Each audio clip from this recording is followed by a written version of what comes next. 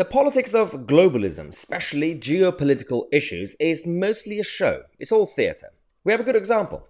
Ursula von der Leyen, the president of the European Commission, historically has had agreements with Russia and Putin. And when the whole conflict started with the Ukraine, of course, they all came out with their Ukrainian flags and condemned Kremlin, and yeah, everything was fine. Apart from the fact that the top EU nations, and with the consent of the European Commission in Brussels, kept buying Russian oil and gas. They even gave them a loophole. They said, fine, you can actually buy in their currency and it's okay. Well, what we're going to do is we're going to have press conferences, we're going to have speeches condemning Kremlin, and we are actually going to say that it's bad to be dependent on Russian oil and gas. But in reality, we're still going to do it. Perfect example is the new excuse that von der Leyen has in order to buy more Russian oil and gas. It's fascinating. Well, what we also always have to do is find the right balance between not hurting our economy too much, because this is the strongest leverage we have against this Russian aggression, Putin's aggression. And I take the example of oil.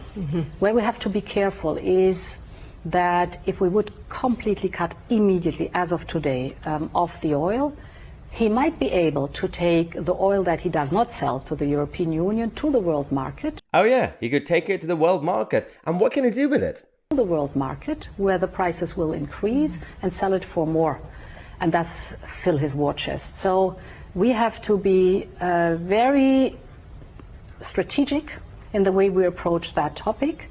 And therefore it is also so important that we convene the rest of the world to really make sure that we deplete his war chest. So in essence, a full embargo and instant embargo is not going to be a thing, because she says that if we don't buy it from him, then he's going to go and sell it to the other countries cheaper and more expensive, and he's going to make more money.